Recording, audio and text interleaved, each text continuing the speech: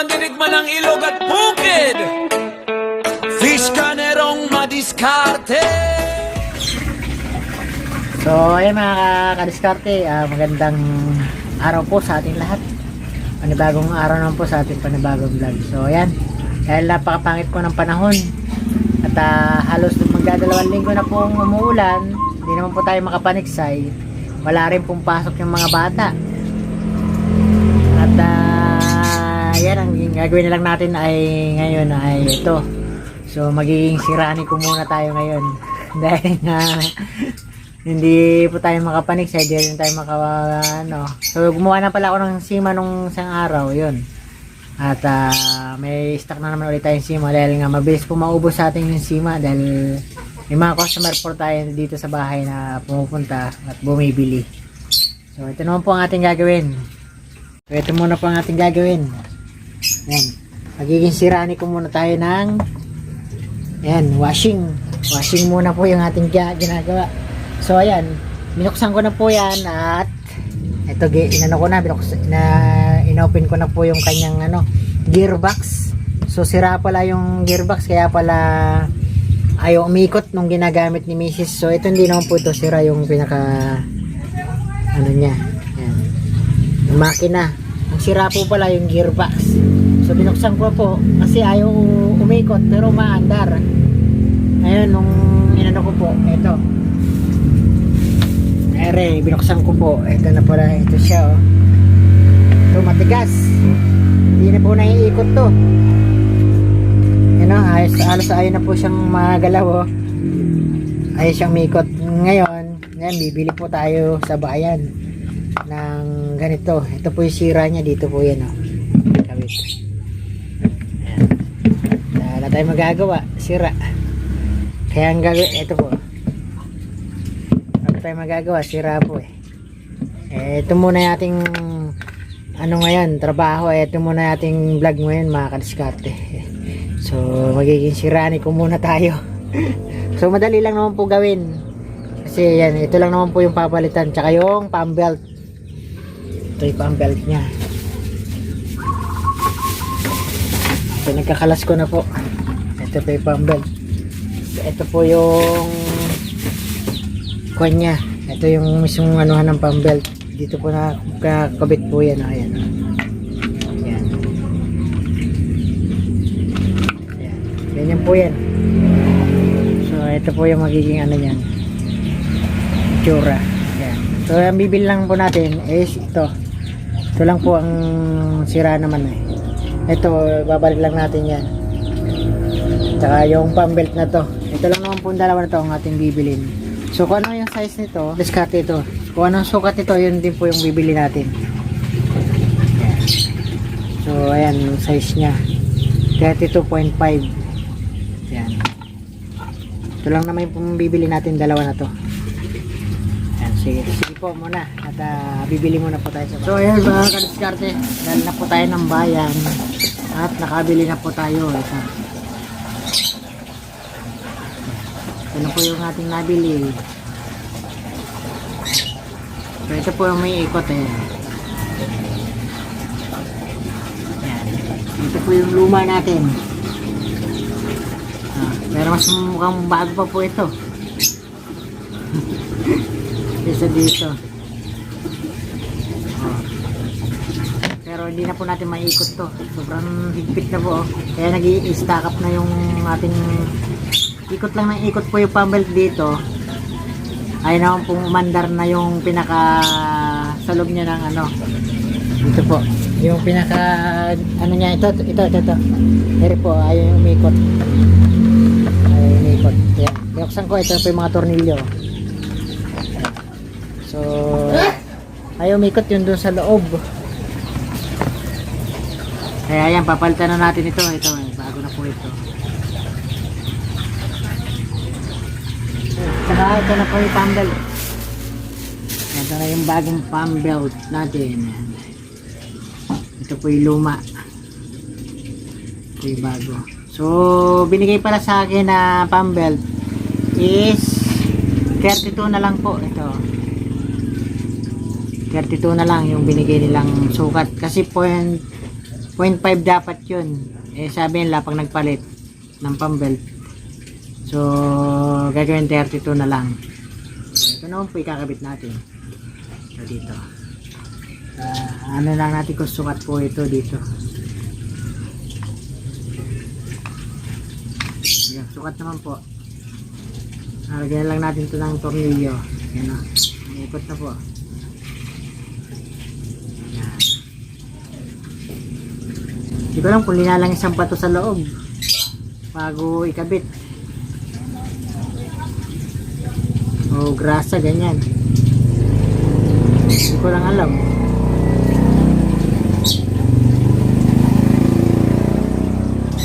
So ikakabit na po natin mga kabisarte. So magmamano-mano na. Oh. Dahil sira po yung kanyang washing. Kaya marami na po siyang tambak na labahan. Ayan po. Hindi naman po matutuyo dahil nga po maulan. So kaya dito muna sa may bubong yung ano niyan. Lagay. So kabit na po natin to. Ito po pala ay ganito. Yung lock niya, ito po. May lock po dito yan.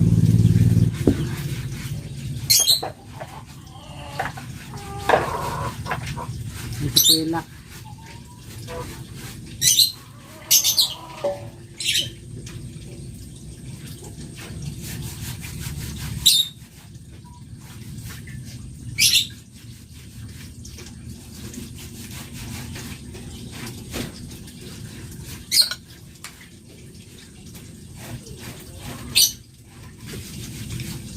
So yung lock po niya, yung number ng ano niya, 8 po, 8.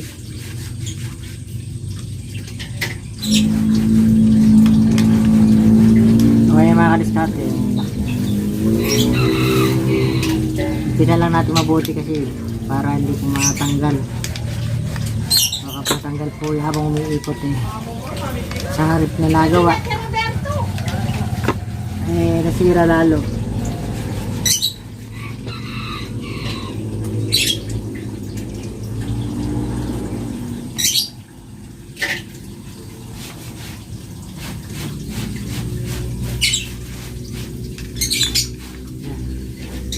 Kabit na. Gawin na lang natin. Kakabit na po natin ito. Ayan. Ayan po. Tatapat lang po natin sa coil niya.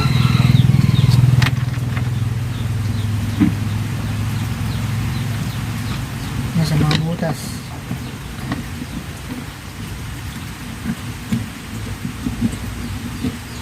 Kailangan ano lang po ito. Ay tapat natin kasi pag dito natin ay tapat baka masira po yung ano yung lagay ng tornilyo kasi ano lang po yan plastic.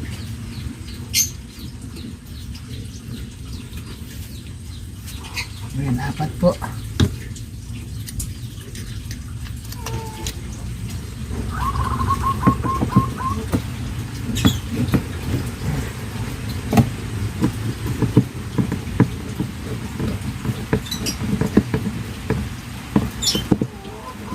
Dali lang naman po ito ano, kabit. So first time ko lang po magbukas ng washing. So mahilig naman ako mag-ayos-ayos po sa gamit namin. Kaya napakadali lang pala ng ano nito. Gagawin. Ito lang naman pala ang ano yan. Binubuksan. Ay, higpit lang natin mabuti. Para hindi po kaaberya. So kakabit po natin yung pambelt dito. Yan. Saka yun dito sa yan po. Yan dito. Yan, ganyan po yan. So bubuuin na natin.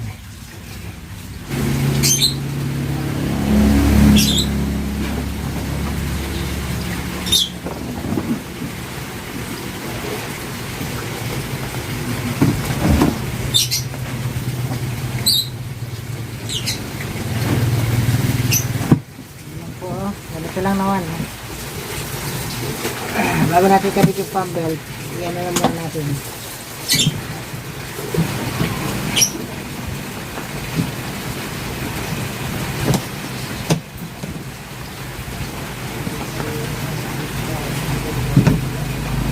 Yun.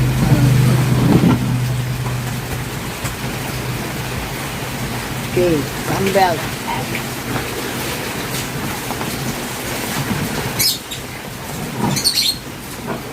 Sirani ko.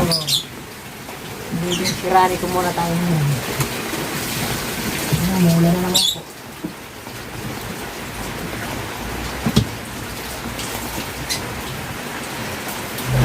Yun, kapit na po natin. Ayan. Nailagay na po natin. Yung pump belt niya yan. Yan. So, lalagyan lang natin ang Sernilio. Ito na lang po ang kulang.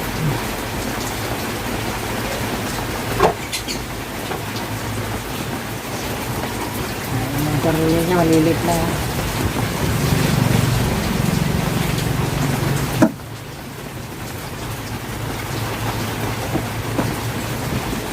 Mag-improve kaya. Ayos kaya yung ating gawa.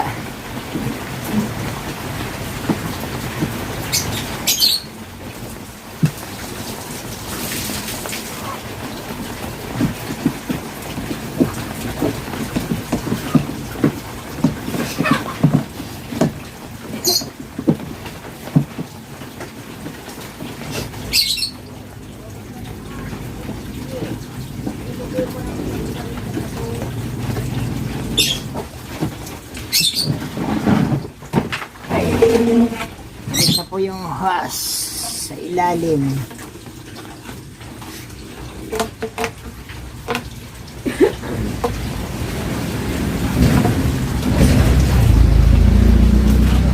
Mahaba naman yung hose na to eh. Pwede pa itong ano nila. Kuha mo ko yung kalbe. Kailangan nyo nakabukas. Ay, may. Ewan ko lang.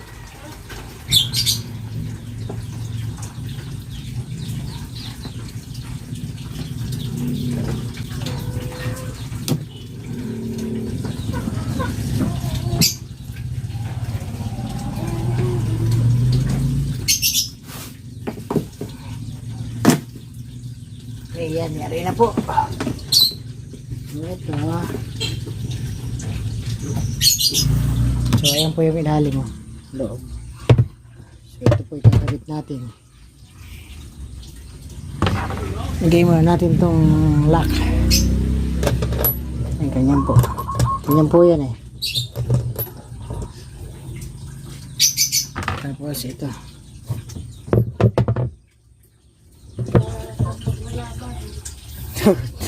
Tambak na ilabahan. Kaya umandar ka kasi para yung labahan. Umaandar naman po kaso yun nga lang. Yun. Sige. Try. Ay, gawin natin.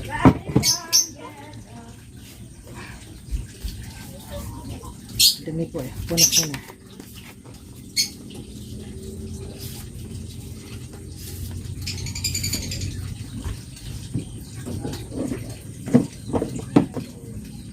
Kabit po natin.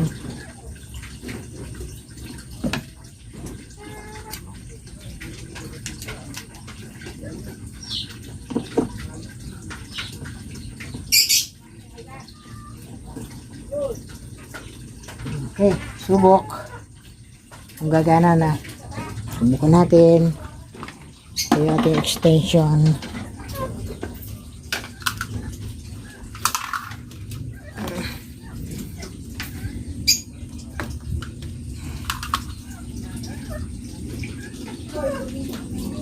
Saksak mo ba eh.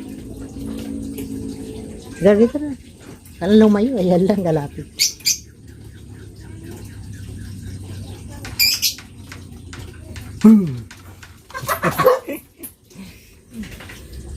Saksak mo na.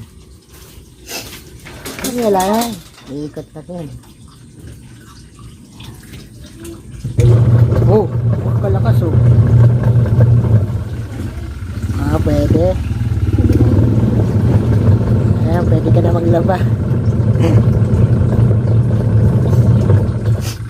Pwede pala gawing electric fan to, oh. Patay mo na yan. Mahalakas po hangin.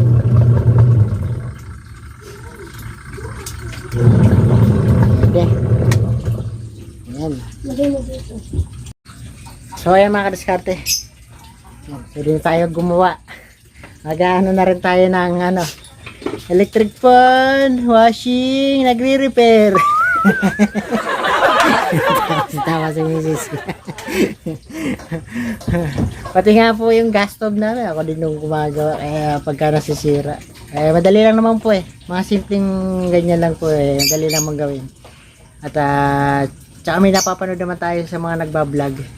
Kaya halos hindi na po tayo nahihirapan. No? Shoutout din pala kay paring Lala Movie. Isa rin po siya sa mga nagre-repair ng mga ganyan.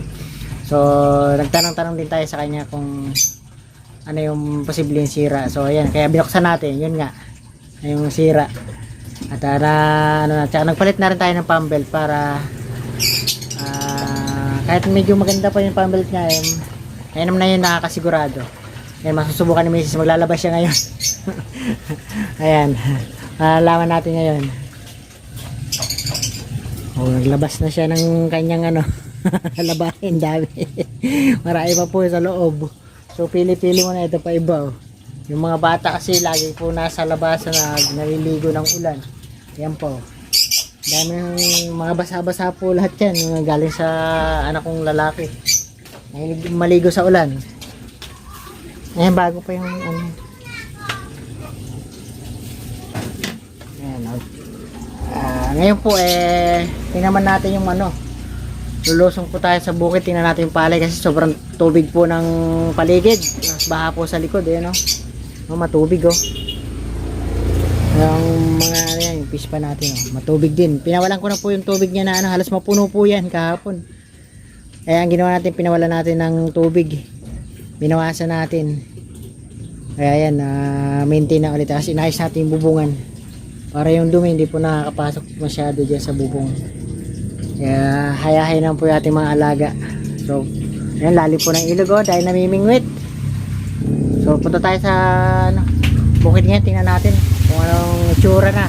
At yung sana yung ating mais wag mamatay sa tubig. Pagka nababad po, syempre halos 2 linggo na pong umuulan at hindi po humupa, mamamatay po siya. Kasalukuyan po pa naman kaganda ng bunga. So, kaya check po natin hindi po matuyo-tuyo yung lupa dahil gawa ng halos magdadalawang linggo na pong umuulan at wala rin pasok. So ayan mga kadiskarte, nakayari tayo ng ating unang gawain sa bukid naman ng ating tuloy. Tara po, salamat po na marami mga kadiskarte. Bye po. Lalawa na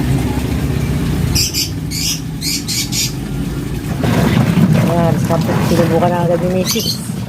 Ayan, gumagana na. Luma na po yan pero matibay po yan. Sharp po yan Sulit na po pagkabili. 500 lang yan. Sulit na sulit Yan na, yun lang po lang sura niya. Napakadali lang po gawin. Kaya yung mga nagagawang ganyan na yung hanap buhay very easy lang po naman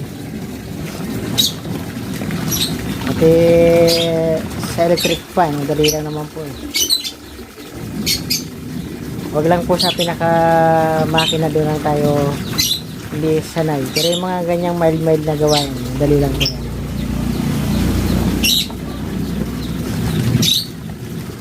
Kaya sa gas stove, yung mga mahina pong mag-apoy at palit kuryente lang yung magneto niya, madali lang po yun.